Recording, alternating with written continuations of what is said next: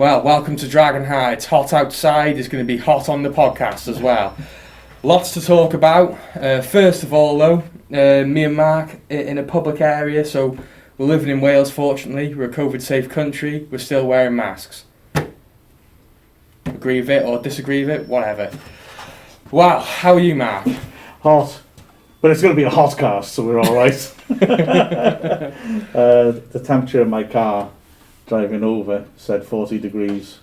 It felt like it as well. So it's it's pretty unseasonal. It's not very Welsh weather, is it really? No, it isn't. It's quite hard to adapt. I'm used to it being cold and rainy, but can't complain because we don't get this very often. Anyway, plenty to talk about. We've got a brand new signing. We've got the return to fans and pre-season games to talk about. And we also have an interview with an ex-fan favourite, Dom Vose. Woo. So stay tuned. This is Dragonheart. Hi guys, I'm Dominic Vose and this is Dragonheart. Well, brand new signing down at the Racecourse. An exciting one, I think, Mark. Well, yeah, I mean, Jake Hyde's certainly a player who, at our level, has been around a bit and has a habit of scoring goals. His goals per start figures are very, very good. Yeah, and he's come from a team that played quite attractive football last year in Halifax as well. So, yeah, he's averaged his last 3 seasons a goal every 2 games, which is very, very good, isn't it? Yeah, exactly. And actually, throughout much of his career, he's been pretty consistent as well. The one little worry, I suppose, that you have when you bring him in is just that he does pick up injuries. But if you go back through his career, I mean, he was York's top scorer in League Two. He got 12 goals in that season. That was back in 14-15. He then had 2 seasons where he picked up a lot of injuries. The season before that, he was at Barnet, 12 goals in 25 league starts. And then at Barnet the season before that in League 2, 14 goals and 31 league starts. So his scoring record's good, but then he had injuries, sort of wrote off 2 seasons of his career, pretty much made 8 starts in all competitions over 2 years, had to rebuild, went down to the National League South, but at Woking, they got promoted and he scored 13 goals in all competitions.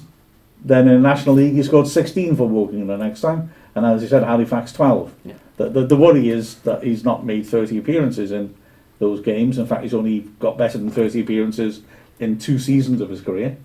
But having said that, if we can make sure he doesn't break down, and he does sort of pretty consistently get into the 20s, so if you can just sort that out, I mean, certainly his strike rate's terrific.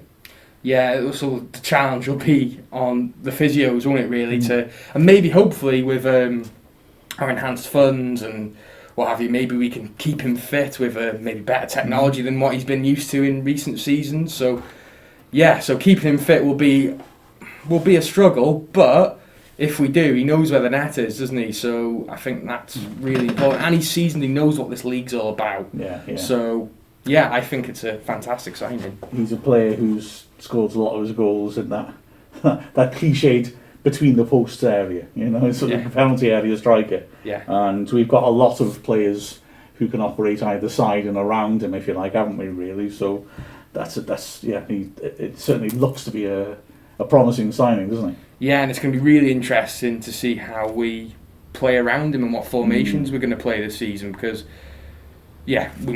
after recording this we may sign more players, we don't know.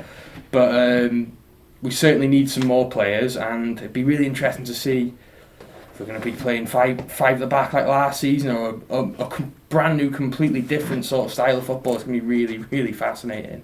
Well, I mean, if you look at the sort of squads that we've got available to us at the moment, and of course, we've got to have a lot of conditions and codicils about this conversation, haven't we? Because the fact of the matter is that we are a long way off knowing what sort of squad we're going to have, apart from anything else. I mean, we've got essentially 15 players, so there's about 8 slots left. And within that, I mean, certain areas are pinned down out. We've got a keeper and a backup. We've got backups and first choice at right back, left back, But then, like you say, impossible to guess what sort of shape we'll play because we have one senior centre-back in the whole club, really, in Grizzly. French can come across, obviously. And we've got Cleverth. I assume Cleverth and Bickerstaff may be loaned out, though. So, yeah, if we're going to play 3 at the back, there may be another 4 centre-backs or so to come in, mightn't there? Yeah, definitely. Or maybe we're playing 4 at the back. We literally don't know. We may not even know after our first pre-season games as well. Yeah, that's true. There's a lot of time to go yet. So I think there's been a lot of Wrexham fans panicking, isn't there, on social media about the lack of signings, but they may all just come at once. Yeah. So I think it's time to be relaxed and just trust the manager on this one. Yeah, I don't feel worried by it at all. At the time of recording, we've got a month to go before the start of the season. We haven't started playing pre-season games yet. It doesn't worry me. Yeah. It's just that it means it's all speculation. Yeah. And whether, we could use French maybe as a sort of right-sided centre-back in a 3, and then we don't have to bring so many centre-backs in, I don't know. But, yeah, there's clearly centre-back is an area we're going to have to strengthen simply because we haven't got the numbers. And then the same in centre-mid, where I would argue that really Luke Young is the only player we've got who is not an attacking midfielder in that area. Yeah. I admit you could bring Jordan Davis back, but I don't want to do that. No. I want Jordan to be in a more sort of expressive area where he can create. But then the thing is, we've got 3 players in those sort of positions. We've got him, Jarvis, Redmond. Yeah. So we've got a surface of attacking midfielders, but we need a bit more of that spine in midfield, I think, don't we? Yeah, we do. And but the thing is that we do have a plethora now of attacking players too, and different types of attacking players in Ponticelli, Dior Angus. Yeah. Kwame Thomas, when he comes back, could be like a brand new signing halfway through the season as well. Yeah, a lot to be excited about and a lot to look forward to. It's going to be really interesting to see who we bring in. That's the scary thing, isn't it? I mean, you look at how many strikers we've got. We've got a lot already. Does that mean we've got our forward line sorted out? I don't know. I mean, Bickerstaff may well go on loan. Thomas, obviously, is a long-term absentee, so, okay, maybe it's not so crowded up there. But we've got 4 at the moment, and we've got Angus, Ponticelli, Hyde. All of them, I think, would like to play through the middle most. Yeah. And then you've got McAlinden, who I think maybe would rather be playing flanks or in the hole behind. Ponticelli's played on the right with Coventry. Angus fascinates me, and it'd be interesting to see what a new manager makes of him. When he was playing for Barrow, a lot of the time he was doing the support work quickly by doing the FD Will Thierry Henry sort of role, where he'd be out on the left and he'd cut inside into a stronger right foot to try and create or to shoot. And he sort of made clear in his debut against Eastleigh up at Silver Lake. And he kept isolating the centre-back who was slow and running at him and trying to get inside him all the time. But as time went on, Keith stopped using him that way. I was using much more down the right channel, which was interesting because you sort of think, you sort of instinctively feel like, okay, so is this job getting crosses in for Kwame? And I remember he did get some assists for Kwame as well. But more, it was that he was a really good tight angle finisher. Yeah. I mean, remember those 2 fantastic goals against Bromley, was it? Yes, it was Bromley. Yeah, it was down, up and down the right channel. Yeah. And then being able to hit it. So that's interesting. That. I mean, we don't know what shape they'll play. There looks to be a decent front 3 there, a sort of narrow front 3, like the sort of Morel side when you would have Danny Wright and Jake Spate either side of Morel or Pogba. But yeah, we'll have to wait and see what he's got planned, really. But there's interesting little pictures and potential partnerships, starting to appear there, aren't there? Yeah, and it is really going to be interesting. And a lot of players who are used to this level too, and used to playing at this league, and also ones who are playing the new striker. We've got Hyde. Yeah, Hyde. He's very seasoned, and as we said, it's going to be it'll be a task. Maybe keep him fit for the whole season, but maybe we don't have to use him for every single game. Maybe he comes on and we play him when he's fit and he's ready. So yeah, it's going to be absolutely fascinating. And another thing that's going to be absolutely fascinating is the return to fans. Absolutely. So that's going to be something to look forward to, I think, isn't it? Yeah, and so after this, we're going to be talking about our first pre-season at Tamworth.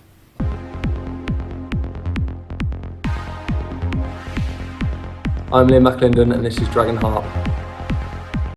We have got Tamworth at their ground, and it's going to be really, really interesting because it's the game itself.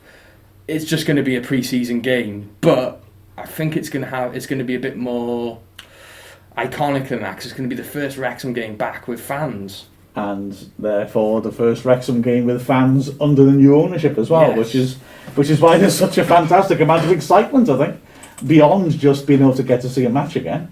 I mean, the tickets, the fixtures announced, and the main standard sold out in a couple of hours, and it's just a funny feeling there won't be many home fans in amongst that. In fact, I feel a bit sorry for Tamworth fans because, I'm sure when you announce a pre-season friendly, you think, yeah, I'll just toddle along to that one, and then you find the whole stand's already sold out because Wrexham fans have moved in en bloc. North Welsh invasion, isn't it? It's going to be in Tamworth, this Midlands little town. But the thing is, to be fair, I booked 2 tickets. Me and my brother were going to go as fans, and as soon as it announced, booked 2 tickets, and very reasonably priced as well, £8 a ticket, which I think is fantastic on Tamworth's part. I think they could have charged more. Did they realise? Maybe. And Wrexham fans would have turned up even if they charged £15 a ticket. I think. That's true. But so good on them for being really reasonable. But yeah, it's a lot of mixed emotions for me because obviously in Wales we can't do that just yet, but for the start of the season we will have fans back at the racecourse. We're not really sure, is it going to be full capacity, or is it going to be limited capacity? I'm not 100% sure yet. Well, I've got the regulations here. Here we go. And they're saying the current regulations talks about removing legal restrictions on the number of people who can gather outdoors. So really, strictly speaking, as it says, from the 7th of August, they'll remove legal restrictions on a number of people who can meet indoors, including private homes, public places, and events. There's nothing really talking about limited attendance. So, I mean, the current rules talk about organised indoor events can be up to 1,000 seated or 200 standing. Yeah, so, theoretically, you could have outdoor ones now, I assume. There's legal restrictions on the number of people who can have outdoors has now been removed. Yeah. We are also having a lot of improvements on our pitch and our facilities at the moment as well, which I think is timed reasonably nicely, isn't it, into that? So, yeah, it's going to be a strange experience because last season me and you were both fortunate enough to watch Wrexham a lot, weren't we? And that was also a very strange experience watching a football game of that calibre with no fans. But yeah, it's also going to be equally as strange getting back to normal, isn't it? In that weird transition where there's going to be a full house of fans out of nowhere, isn't it? And yeah, so how would you feel about the whole situation, really? I mean, I've got to be honest, I have very mixed feelings. I'm desperate for fans to be back in the grounds, and it's wonderful what's happening to Wrexham Football Club, and I want as many people as possible to be able to share in it. And as you said, we are incredibly fortunate to have been able to go to those home games. I mean, really amazingly fortunate. I can't deny that watching the Euros, especially the final games at Wembley, felt like watching a sort of super spreader event live. And especially, obviously with some of the I'm not trying to score points here, but behaviour of some of the England fans, you just sort of thought, there is still a pandemic, that thing is still killing people. And that did make me feel uneasy. I've been watching the cricket this week, the England-Pakistan T20s, and on the one hand, the atmosphere is fabulous. And just the backdrop, you're seeing Liam Livingstone smacking big sixes over the stand, and then the super slow-mo of him walking up to the batsman and doing the punch in celebration in front of a massive terrace of people going mad. I mean, it's wonderful. It is wonderful. But I do wonder, or worry, how many people could catch something from that day. And therefore, I do feel a bit mixed up. I want the fans to be back. I can't lie, I wish the pandemic was a bit more under control. And I do feel a bit edgy at the idea of unrestricted capacity crowds from a public safety point of view.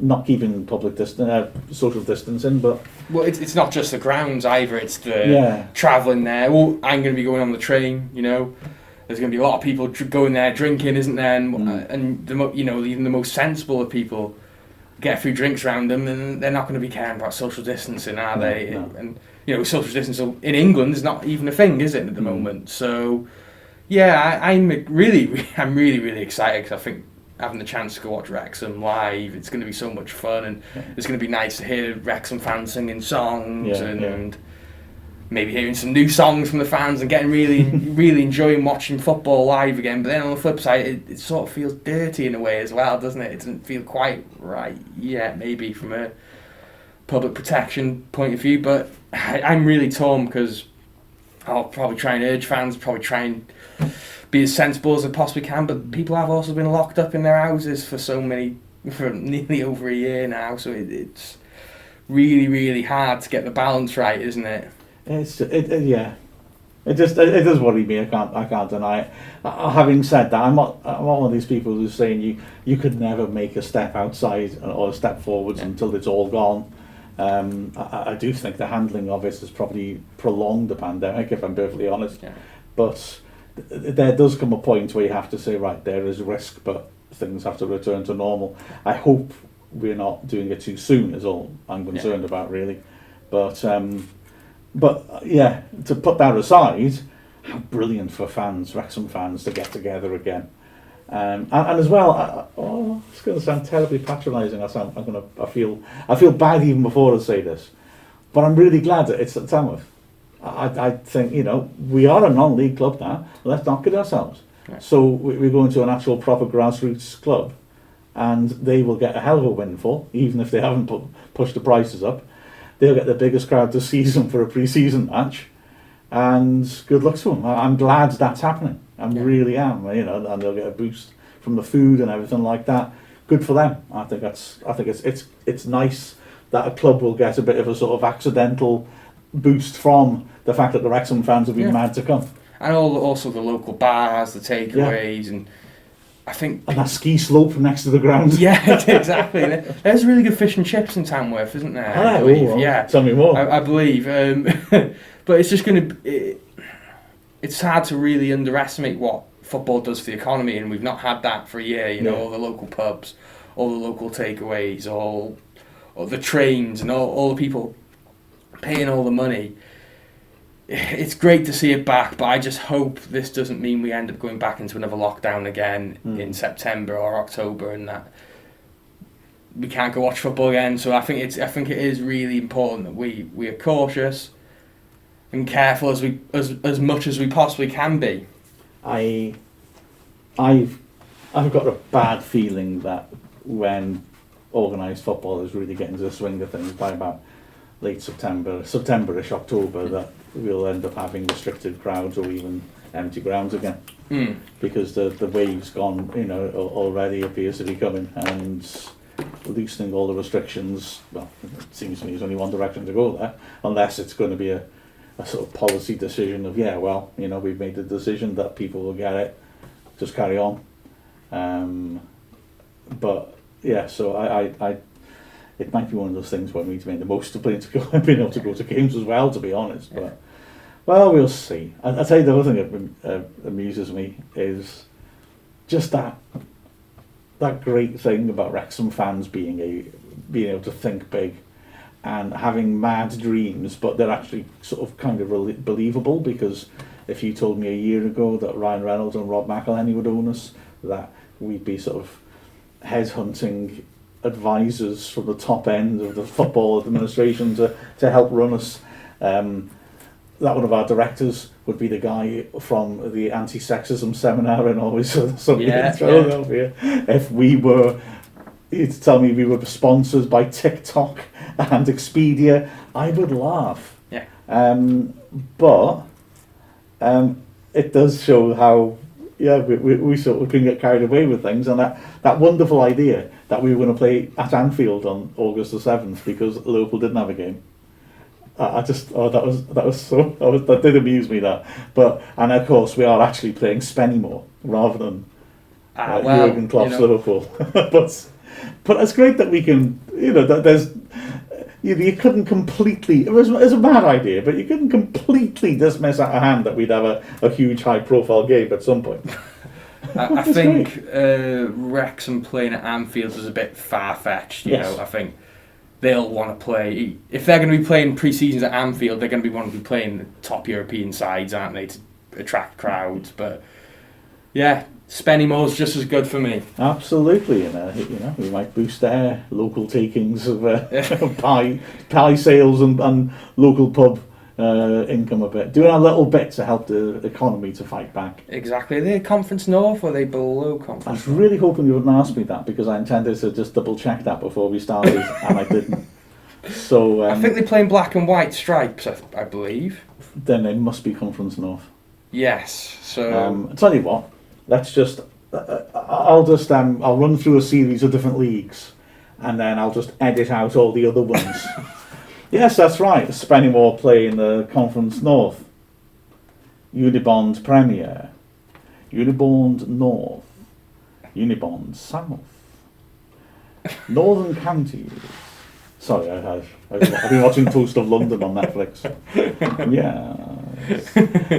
So I'll just edit in whichever one. Oh, hang on a second. League of Wales. Well, just in case, you never know. You never know. We play in England.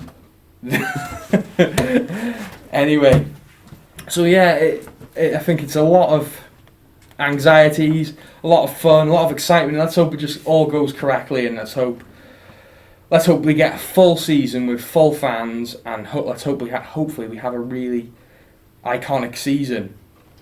Get a friendly at Kidderminster, and we're sure to have full fans. Agua soup. Hey. This podcast is brought in association with Football Snacks. But yeah, I'm going with my brother for his birthday, so I'm really excited. I'm going to try not to worry about the old COVID. Yeah, and we're going to really enjoy ourselves. I think people really deserve live football, don't they? They deserve to get together in a crowd, and I for one, am really excited. Are you standing or sitting? Standing. So, like I said, I don't want to freak you out now, but like you say, how it will feel. So, you're feeling, I suppose you won't know till you get there, I suppose, exactly how it feels to be in amongst everyone. I mean, I assume it'll be pretty packed out. Yeah. Well.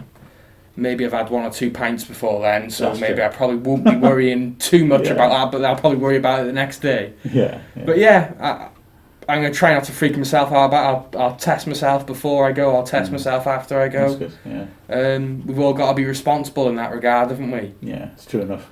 So, yeah. Talking about responsible players, Dom Vose. We have an interview lined up with him next. A man who always was operating in 2 meters of space. Yeah. It's going to be really interesting to hear what the interview with him you've got, Mark. This is Sean Brisley. This is Dragonheart. Well, Dom, firstly, thank you so much for joining us. I mean, it's a pleasure to speak to you. You had half a season with the club, and yet you made such an impact. We made an impact on you as well, to be honest. Yeah, of course. Yeah, definitely. No, as I said, man, it was I think it was perfect timing. It was a good marriage for the short time it lasted. As I said, it's bittersweet with Wrexham, man. It is bittersweet. Yeah, definitely, I mean, man. You came to us having just scored against us at the end of the previous season. How did that move come about? So obviously I was at Welling. I've done all right. Welling scored some goals. Gary Mills was in charge of Gateshead. I scored against Gateshead. Drew 1-1. And I remember scoring against Wrexham. I think we beat you lot 2-1. Yeah, we usually lost at Welling, to be fair. Yeah. I got an assist for the corner, and obviously I scored. And then I was in Jamaica with my missus, and I think my dad was speaking to a few clubs. I think he mentioned Aldershot or something, and he mentioned Wrexham. And then done my research and that. I think Gary Mills obviously going Wrexham. I know a few people that's worked with Gary Mills. I asked a few questions. He wants to pass the ball, no more than 2-3 touching training. And it was like, okay. So I come back from Jamaica. I had a meeting with Aldershot. Then the next day I had a meeting with Wrexham, and I had the meeting and I signed after. We we hashed out a deal. It was a good conversation, and it was a good time, man. And so you come across, and I mean, the quality of the players that were coming in as well, that must have impressed you. You're seeing, and the ones already there, Connor Jennings, Lee Fowler, people like that. I think that, respectfully to the players, I didn't know a lot of the players because I think I haven't been in non-league a lot. I was at Welling for a period, but I was at Colchester before, and I was obviously at Academy and West Ham and that. So, but then it's like I knew a couple of them. So when I saw I started asking my questions. I was like, we're signing him, and it just felt, I felt we're going in the right direction. You know what I mean? We started some big signings. Obviously, we had Adrian and Moke, Jamal Feifel signed, Javan Vidal. It was fucking. We was going for it. It was good. It's disappointing how Wrexham ended personally, and I think as the season. Yeah. You know what I mean? So it was. And then, wow, I remember the first pre-season game I saw you playing was up at Bangor, and oh my gosh, I mean, I was on the left wing. Is that the yellow kit? It was in the yellow kit. Yeah, that's it. Yeah, exactly. Yeah. I felt I ought to check the Bangor City right back's age, because if he was below 18, he could be done for child cruelty. The way he just destroyed the guy. And we put out a video of just your tricks in that one game. I was watching that and thinking, oh, this bloke can play. It was such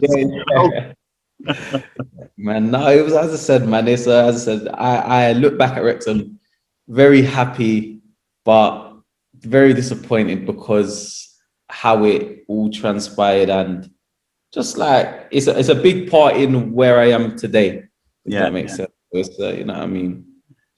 There was another pre-season game that stuck out in my head, and in a weird way, because we played at FC United in Manchester. Yes. We played the 4-3-3. We played you left-hand side in the front three, and Lee Fowler left-hand side of midfield behind you. And that was pretty much the only time. Well, it was definitely the only time you and Lee started in the same first 11. In competitive matches, you never did. And I got the sense from the way Gary Mills was picking teams, he didn't want to, two creative players. He didn't want to put you there. I don't know. It was weird. Well, as I said, I think he never said that, never got said or anything. I would like to think, listen, Fowles is a good friend of mine. I think it was more down to Adrian and Moke done really well in the preseason, in similar to into a Fowles' position. I had a good preseason, and I think generally the team that's, I'm not saying that Fowles didn't have a good preseason. I just think the team that started throughout the preseason kind of set a precedent of do you know what I mean? I think obviously Fowles is top quality, but I don't think it was, we can't play two creatives. I just think when Mokes went into midfield, it kind of was like, wow, okay. You know what I mean? I said, I think everyone knows Mokes changed everything. He done really well in there. So, and I think obviously Fowles come in with, I think, a lot of reputation and expectation. I'm not saying he didn't fulfill it. No, I just think Mokes was literally a wow factor in there. So I think that's what happened more than anything. I know, but I mean, I'll get back to Lee later on. But I mean, we've had him on the show. He, as I'll explain later, speaks incredibly highly of you as well. But that's maybe a question for later on. I'll get on to that. No worries. Yeah. I mean, the season starts off, and we're playing, as you said, that nice football that attracted you to the club, very possession based. First game goes badly at Bromley, but you set up the goal. Yeah, 3-1. That's right. We was a better team first half. We passed the ball well. Yeah. I'm pretty sure. I don't know how the scoring went. I think did we go up? We were winning. Yeah. That's what I mean. I think we had a young lad at right back from Stoke, Mason. Yeah, Watkins Clark. Yeah. Yeah, I don't think he had the greatest games. And it was frustrating, but it's like we done well. So it's like then we had obviously the Tuesday game against Torquay in front of the fans, and I think I can't remember the score. I know I scored, but I don't know if it was 1-0 or 3-1 or 3 or something like that. Yeah. But well, I think we from that game forward, we kind of saw what we was about. Yeah. You know what I mean? So yeah, man, it was was great. You could see the good ideas behind the side. And the quality you could see how we tried to play, and you know what I mean. You could see the identity from the Bromley game. I just think first game of the season away from home, it happens. You know what I mean? So the second game we made it right. And that second game, oh my God, it's hard to believe this, but we were losing at halftime, well, it was a fantastic introduction for Wrexham fans, your style of play, because you dragged us back into it. And you could see those strengths of yours. But before talking about that, you scored the equaliser. Son and I were just watching it now, and we were talking about how it's one of those goals that people, they just think, oh yeah, that's a straightforward goal. But the thing that always strikes me with you was your calmness in any situation, your awareness of what's going on around you, and your calmness. And that goal was, the ball comes into you, sort of awkward rebound in the box. Adjusted. That's it. Yeah, most people panic, try and get there as fast as possible, thrash at it. It's come about knee height, and they slice it away for a throw-in. And you wait and wait and wait until the defenders got close, and it's come at the right. It's dropped at the right height, all balanced. Yeah, right. And then you put it through the defender's legs to shield it from the keeper. And it's quite a soft finish, but it doesn't need to be hard, because the point is the keeper's not going to move for that. It's right in the corner. It's cool. Lovely technical goal. Yeah, no, I feel I take pride in being technically sure and not rushing things. If I rush something now, I can scream my head off, because that's rubbish from me. Because I know I can. That's an easy chance for me. That's an easy goal for me. Yeah. So if I've rushed it, it's like dumb. And it's because I'm not a striker. These chances don't come all the time. So I try my best to remain calm in all situations, man. And then the go-ahead goal you set up, and it's another one of those that I think you look at it from a technical point of view, and it's better than if you just look at it as a general fan, in that you've cut in from the flank, Connor's waiting square, but there's a man on him, and again you're calm on the ball. You run at your man and commit him, and you wait until Connor's man gets worried and tries to double up on you, and that's the point when you play Connor in, because then he's got space to take a touch and hit it, and it's just that calmness on the ball that was very striking. I think for me, like I said, for a casual fan, I might not be a fan's favourite for a casual fan unless I'm scoring one that goals. But from a footballing perspective, I think if you watch me from a footballing perspective at any club I've been at, obviously Wrexham's my best time from goals, but I haven't changed as a footballer. Like where I went to Grimsby, Scunthorpe, all these teams. From a technical aspect, I've still done the same thing. My calmness, my bringing other players into play has never changed. I just think, as I said, Wrexham was just a perfect marriage. So I scored my goals, but as well as that, if you watch how I played football that season at Wrexham, and this is me looking back on it, not trying to be big-headed, I don't think much players reach that level. No. In everything from the goals, assists to the general gamesmanship of how to play the game, of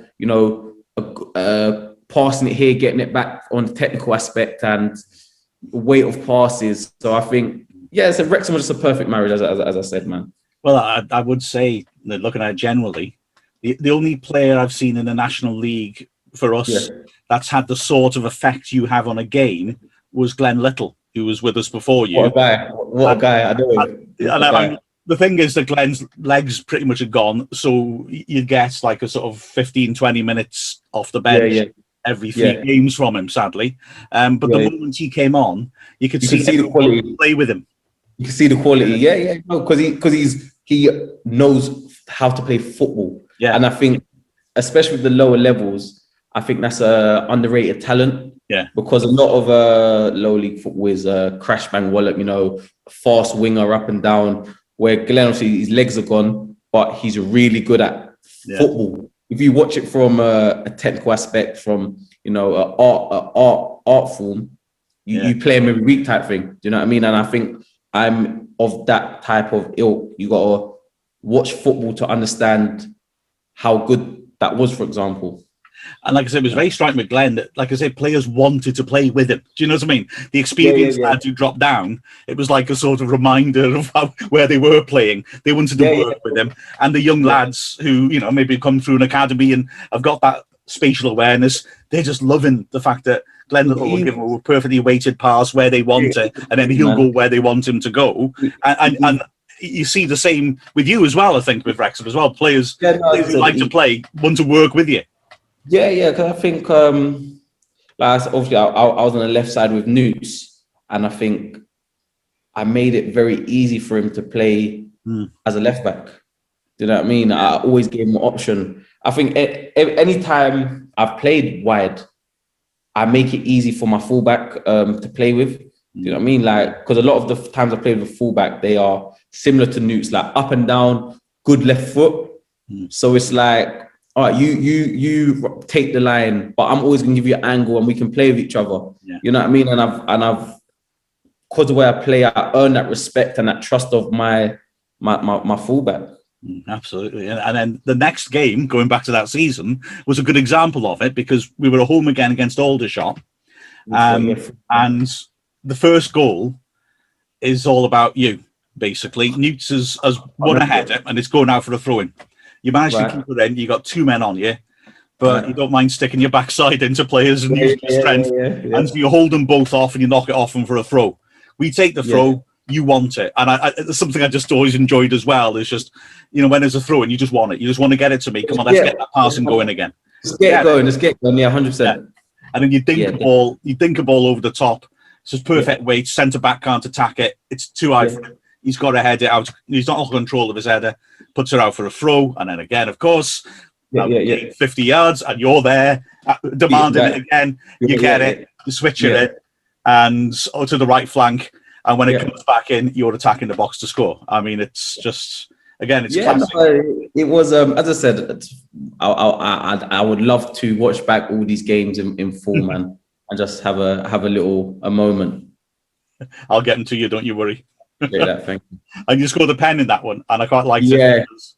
Because it is when I went to Wrexham, I was at a stage where I wanted to score goals because I felt it would eliminate the bullshit, if that makes sense. You know what I mean? So I'm playing well, but you're not scoring them. So because I was at Colchester, and I'd done really well at Colchester from a footballing point of view, but I didn't score no goals. So there's always might be a question mark. So like when it comes to Wrexham, my remit, I set out what I meant to do: score double figures by Christmas, and I'll definitely have offers. But the plan was always to stay for the end of the season because I think I would get 20 plus, whatever. But so the penalty came. I think James Gray was off the pitch, and I slotted it. I think it's like towards the end. I think Caden Jackson might won the penalty. That's it. Your memory's scary. That's impressive. And I liked it as well because, people think Bruno Fernandes invented hopping towards the ball and hitting it. You do that. And to be fair to the old shot keeper, he stays totally still. He didn't go.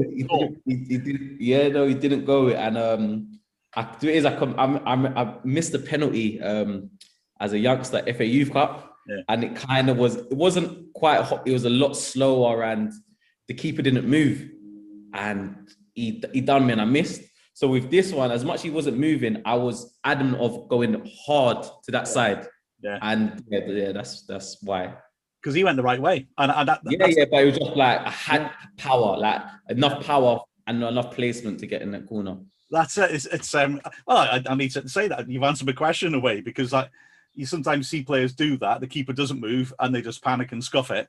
So you've got plan B. You've got the plan B. It's like if you're trying to go off the keeper, it's hard. But if you're doing that and he doesn't go, whatever side you're going, commit to it with a bit of power, because then he's got to pull off a decent save rather than you've took a rubbish penalty. Yeah. Now, speaking myself as a failed goalkeeper, man, football sound like the Matrix, where it all just stops for a bit and you can decide what to do. Nice. No, it's that's how it was for me. It was always about being calm on the ball. You know, like I said, always take your touches. You know what I mean? And picture change every minute. So yeah, it's like that for me. I was quite good on penalties because I was so slow moving that I couldn't commit myself early. You know what I mean? I get those scuffed ones. The home game against Welling, I will remember that as a sort of real disappointment in a way, because we were flying at home. And then I think there was a bit of a cocky attitude amongst the fans of Welling will be easy, and Welling did really well. I think I'm pretty sure it was the better team, but Welling had chances. They definitely had chances, and it was scary. It's like, because like the longer a game goes on, and it's 0-0, and it's 70th minute, 80th minute, and they get a chance, and you're thinking, "Oh, fuck me," you know what I mean? But we rid it out. I scored last minute, and it was good scenes. Oh, against your old team, and you really got a hole, didn't you? You know, edge of the area, nice little finish, bottom corner again. No, remember, I said I was there before. I know a lot of the boys, like even outside of like playing for Welling. I knew a lot of them. The goalie Tom King, I've known him for years. But a lot of them, I just knew them. So like it was, even like when I celebrated, it was obviously it's never to be at the fans. It was like it was buzzing for the boys. It was fun, you know. Last minute goal. It was nice, man. Absolutely. And then I mean, we're flying at that point. Halifax at home, another 3 goals. You get another one. Switch of play, following it into the box as well. Is Halifax the one when I done a 1-2 Connor Jennings? It was. I think when you switched it to. Oh, hang on a sec. I can't try to remember now. That's Torquay when I've switched it to Wes and Cross. You got it left side the box and like burst inside the man, and beat. You surged past him and then you drove it in from the edge. So it was a classic sort of sideways bang. No, so we was flying. I think we done like five games on the bounce or something. I think, and then there were 2 away games then that.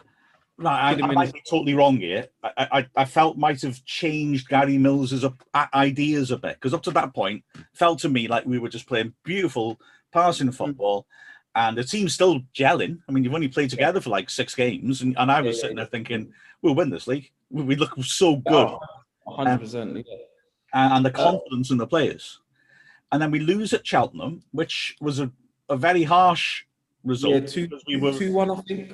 Yeah, but we were winning. We were winning that, and then we should have had a penalty in the second half for handball on the line. So we should have been winning 2-1, and they should have the man off. Yeah, I think they scored a flag from a free kick. No, the guy Amari, the striker, got a good goal. To be fair. Yes, 5 minutes from the end. Yeah. So we lose it, but frankly, we shouldn't have done. And I was thinking, all right, it hurts to lose, but that's what that. You know, they're up the top. We've probably played a bit better than them. Then we had Lincoln, who were a proper long ball launch it onto Matt Reed's head team. Bloody hell, he was a handful. Yeah, and we weren't able to play the game we wanted to, but we still made the point. And I was thinking, all right, we had 2 rough away games, but that's not too bad. But to me, and I could be wrong, it felt a bit like that was the point where Gary Mills seemed to me to move a little bit away from the possession-based stuff. I don't know. Does it feel like that from within the club, or am I mistaken? I think at those times, I never felt that personally. I know when I kind of felt it was more towards November's maybe. Yeah. November's times. At those stages, I never, there wasn't like, I'd never felt we was going away from playing football. Personally, no. As I said, I think as a couple away games, we might have lost a game or two here and there. But I think as a whole, because we were still, I think there was a stage where we literally, where like football side of things kind of just literally went out the window. And I don't think it was at this stage. 'Cause I remember us playing Grimsby at home and, you know, battering them. Obviously, Tranmere away in the cup, we passing the ball still. So it wasn't at these. I remember having a conversation with Gary Mills before, I think a Torquay game away, maybe. I think 1-0. Yeah. But I think I remember saying to him, like, you know, we're not passing the ball. Like and like, because I think from goal kicks, from kickoff, we always used to pass. And then for a couple games we started going. I think Jamal was hitting the diag, and I remember saying it to Gary Mills. And then we played the Torquay game, and he was like, well, yeah, he kind of said, like, we're going to go from a kickoff, we're going to go past the ball. And we've done it. And I think it's either the 1-0 game or when we won or we lost. But I think we might have lost in the cup game, but passed them off the pitch. So it was frustrating, but we was back to our style, say. Yeah. But it was, like I say, go back a little bit. Although that's the thing. Sorry, No, don't worry about that. That's the thing I'm really fascinated with, because I'll be honest, I viewed that season as an amazing chance to go up, and it seemed like, you know, a change of strategy sort of blew it. To be honest, I think so. Yeah. But you know, you're right. We did play some good. So we beat Altrincham 3-1. You had an assist, put a ball in for Blaine to score. Yeah. Won at Boreham Wood, you know, so we got some good results. There was also the game at Chester where we lost, but well, okay, you scored a penalty, so you scored in the derby. That makes you all right by us. And there was a bit of a sense of you trying to sort of drag us back into the game as well at points in that match as well, where you kept going and kept going. Yeah. I remember that game. I said I was just going to. I don't think I was great throughout the game, but there was a couple moments where we kind of showed that I'm still trying, if that makes sense. I think I created a chance for Connor Jennings. Like I said, personally, it wasn't my greatest fault, but I said, when I had my moments, they was enough to win games or if we took the chances. So, yeah. Well, in that game, that straight after we go behind, you have a dribble and a shot from the edge, and Keith makes a good save. So, you know, just sort of thinking, to me, I'm thinking, you know, when you've just let a goal in the derby, who stands up and wants to get back at them? Of course, yeah. Then you crossed it in for Blaine, and he was pushed for the penalty as well. Yes. So he was going to score from that. It was a perfect cross. Yeah. I remember Mokes running up to me and giving me the ball for the penalty. I remember that. I remember that. Yeah. And then you also played a fantastic pass, like splitting the lines for Connor, who scored, and it was given offside. It was a tight. Yeah, that's what I mean. I think was it offside? I think it was a tight one. Yeah, it was really tight. Well, I looked at that this morning as well, and you can't see from the camera angle, but not one of those where you're thinking, oh, he's off. It must have been really tight. Yeah. And you know, so I mean, there's still some positives in it. But the results kind of started frailing a little bit, but it was still positive. Yeah. Then there's the Guiseley game, which is again a game where we really underperform. And you were on a sort of one-man rescue mission, dragging us back into it. So Guiseley again. I scored two. Scored that right? Yeah, scored two. Yeah. I think we went a goal, conceded a rubbish goal. Yeah. Rubbish goal. Like we conceded rubbish goals that whole game to be. I think it finished 3-0 or something maybe. That's right. Yeah. We both conceded rubbish goals. And you came back. The first goal. I just love how long you had the ball. I think I'll have to run the stopwatch on it, because you get on you just take your time and you just come inside. But I remember commentating on that game and just feeling really concerned that first half, like I say, I mean, goals change matches and teams' attitudes, and we look to be hit by that soft goal that we let in. And I remember commentating and you coming in, and when you scored it, just feeling all right, everything's fine now, because you've that level. we had a scare. Now let's get on Yeah. and crash these. We're cool now. Yeah, we're cool. Yeah, exactly. And then you get another soon afterwards. But basically, it's a sort of a Predator's goal. That bounce off the defender. Yeah. You read it in there, bang. But we still blow it in the end. Yeah, definitely. And for next game, we win at Woking. Again, you're holding on to things. The build-up play for Connor Jenningson's goal is 1-0. Yeah, you're playing in the hole, which he hadn't done before. Yeah. I think it was in a diamond. It might have been in a diamond. Yeah. You're coming in from the right and couple 1-2s with Connor. Yeah, I remember that. Intelligence, he knows what. Connor was flipping. He was top quality, man. Just understood football. Yeah. You know what I mean? Understood football. And playing him up front like that. Did you? I mean, obviously you were really effective on the left. Yeah. But did you like it more on the left, in the middle? Did you not care? Did you just want to go? I think at that time I didn't care because I think everyone would agree and say I'm not a winger. Yeah. So I've always played wide in teams, but I should have been a central player. But at Wrexham, because we passed the ball, I was always getting the ball. So it didn't mind me playing off the left because the ball's going to come. If I didn't get it on this one, I'm going to get it again. And then I could come in off the line and get the ball. So yeah, it was fine. It was fine.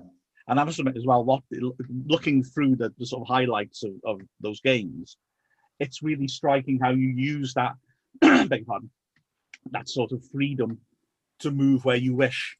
Because a number of times I'm thinking, where's Vose? Where's Don gone? You're not where I expect you to be, but in a good way, because you're going to arrive late, or you're offering that ball so that if an attack doesn't work, you're available. We keep the ball. We start again, and I just quite like that sort of.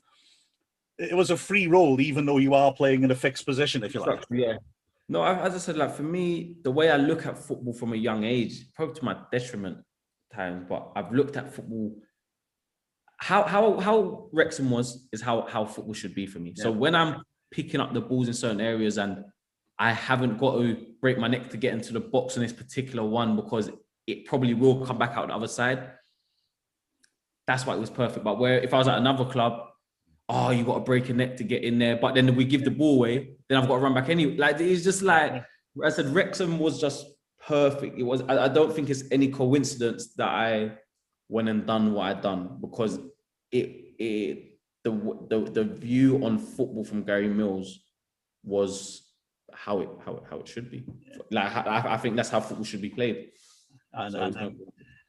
There's then a little string of fantastic wins. There's the Barroween game. You set a tap in for York up. You go around the outside and then trick the full back and give the tap in. And then Gateshead. You may remember the Gateshead game. You look like you didn't remember it then. Yeah, I went blank for a minute. I went blank. Yeah, I went blank. 4-0. You pull the strings for the first goal. Then you stick in the corner that Blaine scores for the second goal. So you probably won man of the match already at this point. And then there's they gave the Geno though. They gave the Geno. I remember. And then you score that goal. Adriano Moke's cheapest assist of his career. He taps a midfield free kick 1 yard, and then he stands back. That was something. That. Yeah, it was. Looking back on it, it makes me smile because. I probably don't understand how big a moment it was, like from obviously personally, from a fan's perspective. Because I said, like, since Wrexham, I haven't felt at home with a football club. You know what I mean? So I've always, as you can see by my career, I haven't done the same things that I've done at Wrexham since then. So it's like, looking back on it, it's actually really like bittersweet because look, the fans, we had got, I think, 5,000 fans. I don't think I've played in front of that. Obviously, it was at Dulwich, we'd get good fans, like 2,000-3,000, but Wrexham, it was just different. We're doing well. The way me and the boys were, like, as a team, the boys loved me. The fan, like, you got the young ball boys jumping in in a celebration. You see, like, Adriano's reaction, Nukes' reaction. But at the time, for me, I knew it was a good goal, but it was more like it was work. It was working. I'm working. You know what I mean? It was working. Wow. I'm working at the moment, so it's just like because after the game, obviously, like everyone's buzzing, but I said I still didn't realize how good it was until it kind of started doing the rounds. Do you know what I mean? And obviously, I scored the 4th goal. It was a decent finish, Connor Jennings. Yeah, man. I feel sorry for, if you can feel sorry for a goal, I feel sorry for that second goal, because I think it's a cracking goal. It's across at you, it's going to cross you, it's fast, it's an awkward height, and the way you control it, it's a fantastic. To be fair, like it wasn't an easy, like looking at it, like I think I've made it look easy, but I don't think that's a straightforward finish, because I said it was a bit wet. It was like November, October, so the pitch has got a bit of dew on it. And even the pass Geno's done, I didn't even think he was going to come to me, because I think there was James Caton closer. So he's played it across. It's a bit skippy. I've kind of hit on like on the bounce up. And it's a good finish. It was a good finish, to be fair. Yeah, and I was saying about that first goal you scored guiding the ball through defenders' legs, but this one had to have power. You're further out, and you've managed to get the power and the control on an awkward bounce. As I said before, like I always care about my quality. I'd feel like if I was to smash it, and it went in off the laces, great. But I feel I trust myself more with that, because if I smashed it and I shanked it, I'd be so frustrated. Do you know what I mean? Yeah. It's all about finesse rather than power for you, isn't it? Yeah, that's me. That's me in general. That going back to that goal as well. I mean, the most viewed video on Wrexham's YouTube channel ever. 500,000 views, and it keeps going up. Just there's so many fantastic things about it. Rich Fay's commentary, where he goes incredibly high pitched when he realizes that you're going to do it. And that celebration, I'm not buying that it was just a job of work for you, Dom, because you look like a happy school kid. Yeah, no, I think as like, wow, did I do that? as I think as it's happened, I've realized what I've done, but it's until that after it happened, I wasn't caught up on it until everyone was talking and it done the rounds. Because I said my celebration was like, oh wow, have I kind of just done that? And then you can see by everyone's reaction that no, you've just done something. But I said the finish wasn't even great. I think the keeper should have bloody saved it. You know what I mean? So yeah, man. Ex-Wrexham keeper. So maybe he wanted to be part of history. Maybe. But it was as I said, it was good times, man. It was really. To be fair though, I think you're being harsh on yourself with the finish, because I am. I think the finish, because it wasn't in the corner. That's just me on a personal thing. But I said it went in. You take it all day long. Because if the keeper saved it, I would have been furious. Oh yeah. All that hard work, nothing. Yeah, but it's like taking a penalty and just sending the keeper the wrong way. You don't have to put it in the corner then, do you? And exactly. You look at it. I mean, again, with my experience as a bad failed goalkeeper, when someone's like you has just done that, I have no idea what you're going to do next. You could put it anywhere. You could carry it to me. You could hit it first time. And so he's got too much to compute. I mean, look at it. He just takes a shift to the right when you beat because he's thinking you're going to zigzag this. You're going to go bang and then back across it. And just that little shift puts him totally off balance. And anywhere around where you put it is going to beat him. No, of course, No, as I said, it was a good goal, man. It was a good goal. I'm Jordan Ponticelli, and you're listening to the Dragonheart Radio Show. Great hearing from Don Vose there. An excellent play at his time. It's an absolute shame he didn't stay for longer, really. Yes, so thank you, Mr. Mills. He's gifted. He's a Dragonheart favourite, Mills, and maybe we get him on one day. I doubt he's going to agree to that, I'll be honest with you. You never know. You never know. You never ever know, but Wrexham's concerned, we've got a lot to look forward to.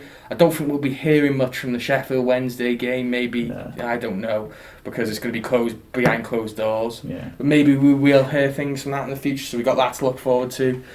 And maybe some more new signings towards next week, we don't know. There's bound to be, aren't there? I think surely there's bound to be towards now in the Tamworth game, so hell of a lot to look forward to, Mark. I really enjoyed doing this podcast. Excellent stuff. Messi's won the Copa America now, so all he has left to aim for is the National League. I think you know what's going to happen next.